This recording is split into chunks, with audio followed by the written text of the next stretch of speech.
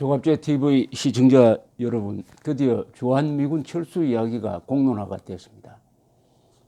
북한은 비핵화 의지를 전혀 보이지 않고 오히려 핵 보유국임을 선언하고 앞으로는 책임 있는 핵 보유국의 입장에서 군축, 핵 확산 금지 등의 의무를 수행하겠다. 그리고 장거리 미사일 개발은 더 이상 하지 않겠다. 핵실험도 이제 더 필요 없게 됐다. 이렇게 이야기를 하고 있는데 난데없이 한국에서는 북한이 이미 핵 폐기를 했다는 것을 전제로 하고 논의를 이어가고 있는데 종전선언, 평화협정, 냉전체제 해소, 별 꿈 같은 이야기를 계속 쏟아내고 있는데 문제는 문정인 대통령 통일외교안보특보가 이런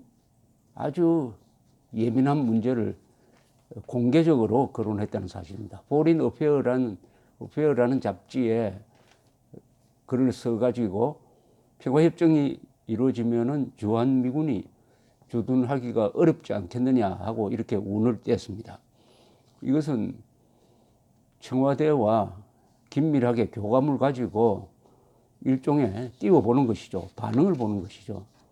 이 사람이 그런 글을 쓸 때 문재인 대통령한테 알리지 않았을 리가 없습니다. 알리지 않고 했다면 오늘 당장 파면했어야 합니다. 그런데 청와대는 이런 반응을 보였습니다.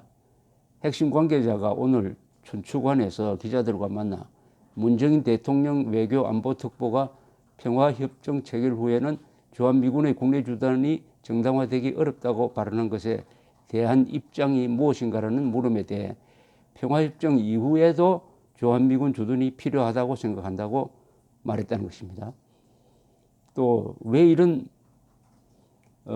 예민한 발언을 했느냐에 대해서 문 특보는 특보지만 한편으로는 사상의 자유와 표현의 자유를 누리는 교수라면서 풍부한 정치적 상상력에 도움을 받으려고 대통령이 특보에 임명했다. 그 말에 얽매이지는 않는다. 이렇게 이야기를 했습니다. 이건 참 무책임한 이야기입니다. 학자가 사상의 자유를 누리려면 정부 직책을 맡으면 안 되죠. 더구나 대통령의 의중을 반영한다고 밖에 볼 수 없는 그런 발언을 대통령 허락 없이 했다면은 여러 번 잘렸을 겁니다. 이 사람이 이런 문제 발언을 한 게 처음이 아닙니다. 그때마다 똑같은 이런 이야기를 했는데 한두 번도 아니고 이것은 문정인, 문재인 두 사람이 서로 교감하에 주한미군 철수 문제를 띄웠다. 이렇게 보면 사실이 아닐까 생각합니다. 문재인 대통령은 주한미군은 한미동맹의 문제다. 평화협정 체결과는 아무 상관이 없다. 이런 이야기를 했습니다. 그래서 임종석 대통령 비서실장이 문특보에게 전화를 걸어 대통령의 이런 말을 전한 뒤 혼선이 빚어지지 않도록 해달라고 덧붙였다고 합니다. 글쎄요. 이 지금 문재인 정권의 성격, 이념적 성격을 보면은 주한미군 철수, 한미동맹 해체, 연방제 통일, 낮은 단계 연방제 통일로 가려고 하는 이념적 지향성을 갖고 있다는 것은 명백한 사실입니다. 명백한 사실입니다. 흔히 주사파 김일성주의자들이 지금 문재인 정권 안에서 영향력을 행사하고 있다라는 비판이 있어도 그게 적절한 반론을 펴지 않는 것은 사실은 인정하는 것이라고 볼 수 있는데 주사파 김일성주의자의 제일 큰 목표는 한미동맹 해체 후에 연방제에 의한 남북한 공산화라는 것은 북한의 노동당 규약 등 모든 정치적 서적에 다 있는 내용입니다. 다 있는 내용. 자, 그런데 현실적으로 정권을 잡으니까 말을 조심하는 것일 뿐인데 그런데도 속내가 이런 식으로 드러나는 것입니다. 주한미군의 역사를 보면은 왜 주한미군이 있었느냐 역사가 있죠. 1945년 8월 15일에 일본이 무조건 항복함으로써 소련군과 미군이 38도선을 경계로 해가지고 주둔하게 되었습니다. 그러다가 주한미군이 나갔습니다. 대한민국 건국이 이루어지고 1년 이후에 1949년 6월 30일로 주한미군이 전원 철수했습니다. 한 300명 정도의 비무장한 고문관만 남겨놓았어요. 그 주한미군은 왜 들어왔느냐? 바로 김일성의 남침에 의해서 주한미군이 유엔군의 일원으로 다시 들어오게 된 것입니다. 그러니까 오늘 주한미군이 있도록 만든 사람은 북한의 남침입니다. 북한의 남침. 북한이 사라지고 대한민국이 외부의 침략 위협을 받지 않게 되면 주한미군이 있을 이유가 없어집니다. 그러나 평화협정하고는 아무 관계가 없어요. 평화협정을 한다고 해가지고 북한이 사라지는 것은 아니죠. 북한이 사라져야 됩니다. 한반도에서 두 민족 집단이 민족 사이의 정통성이 어디에 있느냐. 그리고 마지막에는 한반도 전체를 하나의 국가로 통일해야 된다라고 결심하고 대치하고 있는 상황에서는 어느 한쪽이 없어져야 한반도에 평화가 오는 것입니다. 그런 평화가 온 다음에는 주한미군의 주둔 문제를 다시 생각할 필요가 있습니다. 지금까지 주한미군 문제가 나올 때마다 한국 정부, 미국 정부는 일소에 붙였습니다. 그것은 원인 제공자가 할 이야기가 아니고 미국과 한국 사이의 문제다. 상부적 문제지. 그것은 남북 대화에 올리지 않는다. 지금까지 한 번도 남북 대화를 했지만은 주한미군 철수를 가지고 논의한 적이 한 번도 없습니다. 그런데 처음으로 남북 대화에서 주한미군을 의제로 올린 사람이 있습니다. 그게 김대중 씨예요. 2000년 6월 김정일을 만났을 때 두 사람이 주한미군 문제에 대해서 집중적으로 이야기를 합니다. 그러나 이것은 비공개로 했어요. 뭐라고 하느냐. 두 사람이 합의를 합니다.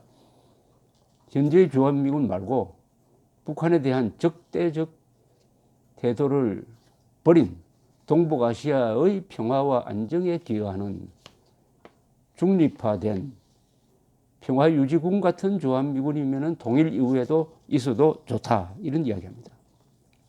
청와대가 오늘 평화협정 체결 후에도 주한미군 주둔이 계속돼야 한다라고 할 때 이 주한미군의 성격은 지금처럼 북한의 남침을 저지하겠다는 그 주한미군이 아닐 것입니다. 아마도 아닐 것입니다. 많이 들어본 이야기입니다. 평화협정 체결 후에도 주한미군 주둔이 계속돼야 한다. 통일 이후에도 주한미군 주둔이 계속돼야 한다라고 김대중 씨가 이야기했던 것하고 똑같습니다. 똑같습니다. 그러나 김대중 씨의 그 이야기는 거짓말이었습니다. 무엇을 생각했느냐? 통일이 된 이후에도 있어야 할 주한미군은 북한에 대한 적대의식을 버린 그런 주한미군, 중립화된 주한미군이다. 통일 전에도 통일 후에도 있어야 좋다고 김정일이가 양해했다는 그 주한미군은 지금 이 주한미군이 아니다. 평화유지군이다. 중립군이다. 그것은 일개되되면 충분하다. 또 미국이 그런 주한미군을 한국에 둘 생각도 하지 않는다. 결국은 뭐냐? 김정일과 김대중 두 사람은 일단 주한미군 중립화, 주한미군 무력화에 합의한 거예요. 이면 합의를 했습니다. 그래 발표를 할 때는 김대중 씨가 자기의 성과를 과시하기 위해서 그 전제 조건 다 빼버리고 현재의 주한미군이 통일 이후에도 계속 있어도 좋다라고 김정일 위원장이 이야기했다라고 왜곡한 거죠. 그 연장선상에서 이제 그 뒤에 좌파 정권, 노무현, 문재인 정권의 주한미군에 대한 태도는 뭐냐? 주한미군 철수란 이야기를 하지 않고 사실상 주한미군이 의미 없는 존재로 만들기 위한 여러 가지 포석을 하고 있다고 보여집니다. 그 첫 단계가 바로 전시작전권 전환이라고 일컬어지는 한미연합사 해체입니다. 한미연합사를 해체하면은 주한미군의 역할, 그리고 미국의 한국의 안보에 대한 책임이 상당 부분 사라지거나 약화되거나 부분적으로 없어져 버립니다. 그 다음 단계로 이제 본격적으로 김대중, 김정일 합의한 그 연장선상에서 주한미군의 위상을 변경하자, 주한미군의 성격을 변화시키자라는 이야기가 나올 가능성이 많습니다. 문제는 지금 판문점 합의가 북한 핵 폐기라는 말은 단 한마디도 나오지 않는 합의인데 선전, 선동, 남북한이 다 선전, 선동을 잘 하니까 우리 국민들 그리고 세계 언론을 오도해가지고 마치 김정은이가 핵을 포기하기로 약속했다 하는 것과 같은 신기루를 만들어가지고 드라이브를 걸면서 종전선언 평화협정 쪽으로 가는데 이 흐름 속에서 주한미군을 미국이 스스로 물려버리도록 만드는, 스스로 포기하도록 만드는 이런 방향의 전략이 남북한 좌파 정권 사이에서 지금 이루어지고 있다고 봅니다. 자, 미국도 이제 변화된 태도를 보입니다. 이 마티스 국방장관이 지난 27일 한반도 평화협정에 따른 주한미군의 문제에 대해서 우리 동맹국들과 협상에서 논의할 문제다. 우리 동맹국들과 협상해서 논의할 문제다. 이런 표현을 썼습니다. 이 동맹국이라고 하면은 미국과 일본입니다. 미국과 일본. 왜냐하면 일본에는 유엔군 후방사령부가 있고 주일 미군이 한 5만 명이 거의 주둔하고 있습니다. 그러니까 주한미군을 빼는 것은 반드시 일본의 양해를 받아야 됩니다. 즉 주한미군 문제, 철수 문제를 논의할 수 있다라고 처음으로 이야기한 겁니다. 이것도 처음입니다. 이제 미국은 한국에 대한 계산이 지금 달라지고 있습니다. 특히 문재인 정권이 등장한 이후에 문재인 정권의 성격이라든지 더구나 한국의 우파 세력이 이렇게 약화되어 가지고 한미 동맹을 강화해야 한다는 목소리가 너무나 작은 이 마당에서는 과연 한국이 동맹국으로서의 가치가 있느냐? 주한미군을 두어 가지고 과연 우리가 손발이 오히려 묶이지 않을까?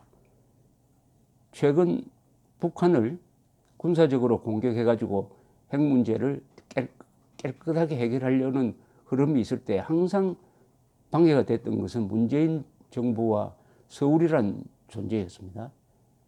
이런 부담이 없었으면은 미국은 해공군력으로 북한의 핵시설을 충분히 타격할 수가 있었는데 한국이 오히려 걸림돌이 되었습니다. 이렇게 되니까 이제는 미국의 계산이 달라지는데 여기에 김정일이가 최근에 폼페이오라든지 미국 폼페이오 국무장관 또는 다른 채널을 통해서 미국에 끊임없이 우리가 친미 국가가 될 수 있다. 제2의 베트남이 될 수 있다. 즉 베트남과 미국이 살았지만 지금은 베트남이 미국의 아주 우호국이 돼가지고 중국을 압박하는 역할을 하고 있습니다. 또 북한은 그동안에 중국에 대해서 상당히 자주적인 태도를 취했습니다. 그래서 미국이 보기에는 오히려 북한 카드를 활용할 수 있지 않을까. 또는 남한과 북한을 오히려 경쟁시켜가지고 서로 미국에 의존하도록 만들 수 있지 않을까 하는 이런 다른 계산을 할 것입니다. 한편으로는 일본이 있다. 일본이 든든한 우방국으로 있으니까 상대적으로 한국의 지정학적 가치는 약해지고 주한미군도 반드시 있어야 될 존재는 아니다라고 판단하는 모양새를 보이고 있습니다. 그동안의 한미동맹이 이렇게 변함없이 오랫동안 그러니까 65년 동안 지속된 것은 6.25 때 같이 싸워가지고 피를 흘린 관계였고 또 월남전에서 같이 싸웠다. 또 6.25에 참전한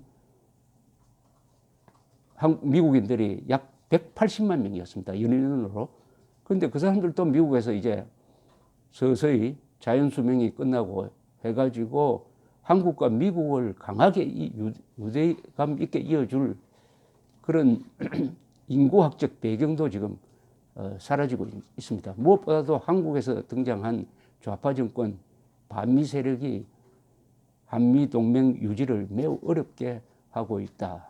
그렇다면 한국의 운명은 어떻게 되느냐? 월남의 예죠. 즉 평화협정, 월남의 평화협정과 한국이 맺으려고 하는 평화협정 사이에 많은 유사점이 있습니다. 월남은 평화협정을 맺은 73년 5년 뒤에 평화가 깨지고 월남이 공산화되었습니다. 한국에서 평화협정을 맺는다면 지금 문재인 정권이 추구하는 평화협정은 북한이 핵을 그냥 가진 상태에서 평화협정을 맺지 않은 것으로 밖에 이해할 수가 없습니다. 그럼 이런 식으로 평화협정이 맺어진다. 북한은 핵 능력을 그냥 가진다. 한국은 문재인 정권은 핵을 가진다든지 미국 전술핵을 재배치한다는 것은 꿈에도 꾸지 않습니다. 오히려 그것을 바라는 것 같아요. 북한이 핵을 가진 상태에서 평화협정을 맺고 주한미군은 위상 변경을 하든지 스스로 물러나게 해가지고 한반도 안에서는 핵을 가진 북한 정권과 핵을 갖지 않는 대한민국 사이에 연방제 통일국가를 만든다. 그렇게 하면은 대한민국은 북한에 종속되든지 최종적으로는 먹혀버린다. 이것을 문재인 정권이 강력하게 저지해야 되는데, 그래도 월남에는 TU 정권이 이런 가짜 평화협정에 대해서 강력하게 반발이나 했지만 지금 문재인 정권은 그런 식의 평화협정을 오히려 촉진하는 김정은과 파트너가 돼가지고 촉진하는 모양새를 보여주고 있습니다.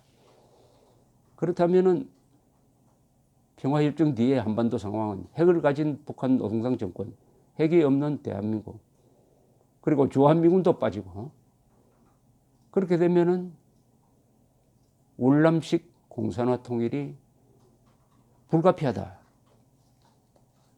라는 생각에까지 이르게 됩니다. 많은 사람들이 어떻게 경제력이 40배나 되는 대한민국이 북한에 먹히겠느냐 이런 이야기를 하는데, 그것은 역사를 잘 모르는 사람들의 한가한 이야기입니다. 경제로만 보고 하는 이야기죠. 세계 전사를 보면은 대부분의 전쟁은 가난하고 용감한 나라가 잘 살고 비겁한 나라를 쳐서 이긴 경우입니다.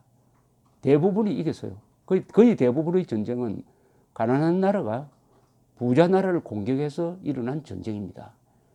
이 세계사의 전쟁을 보면은 하나의 공통점이 있습니다. 남과 북이 대결하면은 거의 대부분이 북쪽이 이깁니다. 무슨 중국에서 보면은 거의 대부분이 북쪽에서 내려온 용감한 몽골족, 여진족, 거란족 이런 사람들이 잘 사는 이 한족을 점령을 하고 통일국가를 만들었습니다. 뭐 비근한 예가 청나라 아닙니까? 청나라. 그리고 원나라, 당나라도 마찬가지입니다. 당나라, 수나라 다 이 북방민족입니다. 예외는 명나라, 송나라, 유방이 세운 한나라 정도예요. 유럽에서도 마찬가지입니다. 북방의 용감한 게르만족이 남쪽에 잘 사는 로마를 무너뜨려 버리고 완전히 유럽의 주인이 되었습니다. 미국도 마찬가지죠. 남과 북이 대결해가지고 북군이 이겼습니다. 아주 이탈리아도 북쪽에 있는 사르디니아 사보이 왕국이 이탈리아를 통일했고, 독일에서도 북쪽에 있는 프루시아가 독일을 통일했습니다. 다만 유일한 예외는 삼국통일입니다. 남쪽에 있던 신라가 북방 세력인 고구려를 흡수해가지고 통일을 했습니다. 그것은 신라가 김유신, 김춘추, 문무왕과 같은 위대한 지도자를 만나고 여기에 화랑도가 국가 지도 세력을 구성하고 또 외교를 잘해가지고 당나라의 힘을 빌어서 무서운 자주정신으로 당나라의 힘을 빌어서 통일한 다음에 당나라를 쫓아내는 세계 역사에 아주 희귀한 예가 있습니다. 이건 예외에 속합니다. 지금 남북 대결이 이루어지고 있습니다. 북한은 가난합니다. 그러나 북한은 용감해요. 대한민국 잘 삽니다. 그러나 국가 지도층이 완전히 정신적으로 타락하고 썩었습니다. 그리고 북한 정권을 추종하는 세력이 대한민국의 권력, 언론, 내서 주도권을 행사하고 있습니다. 전체적 구도로서는 대한민국이 딱 적화되게 되어 있습니다. 다만 주한미군이라는 하나의 변수가 있었어요. 주한미군이라는 보장책이 하나 있었습니다. 주한미군이 있게 된 것은 6.25가 끝날 무렵에 빠져나가려는 미국을 이승만 대통령이 처절한 외교력을 동원해가지고 방공포로 석방을 통해서 아이젠하워 정부를 협박도 하고 아니면 우리는 북진 통일하겠다라고 위협도 해가면서 만들어낸 것이 한미 상호 방위 조약이고 그 조약에 의해서 주한미군이 주둔하게 되었습니다. 이승만 대통령의 말대로 6.25 전에 주한미군이 한미동맹에 있었으면 6.25가 안 났을 겁니다. 또 한일 합방 전에 한미 상호 방위 조약이 있었으면 한국은 식민지가 안 됐을 겁니다. 그러니까 한미 상호 방위 조약을 만들면서 이제 우리 후손들이 번영할 수 있는 생명줄을 하나 만들었다라고 이야기를 했습니다. 이제 정신이 타락한 한국인들이 그 생명줄을 스스로 끊으려고 합니다. 생명줄이 인수봉으로 올라가는 밧줄을 스스로 끊으려고 합니다. 스스로 추락하려고 하는 거죠. 그러니까 국가적 자살을 스스로 선택을 하는 거죠. 국가적 자살을. 이것을 누가 막느냐? 그것은 주한미군이 없어져도 우리 힘으로 나라를 지키겠다고 하는 국민적 대각성이 일어났을 때는 주한미군이 없어지는 순간부터 대한민국이 이스라엘 같은 나라가 돼가지고 우선 국내에서의 반역자, 북한 정권과 내통한 세력을 일소하고 해가지고 정신 차리면은 됩니다. 반대로 주한미군이 나갔으니까 이제 대한민국 끝났다 해가지고 외국으로 빠져나가든지 또는 일찌감치 북한 정권과 친해야 되겠다 해가지고 노예 근성을 부린다면 대한민국은 망하게 될 것입니다. 결국 우리를 지키는 것은 주한미군도 아니고 한미동맹도 아니고 결국 우리밖에 없다는 현실을 아주 직시하도록 만드는 것이 주한미군 철수 공론입니다. 감사합니다.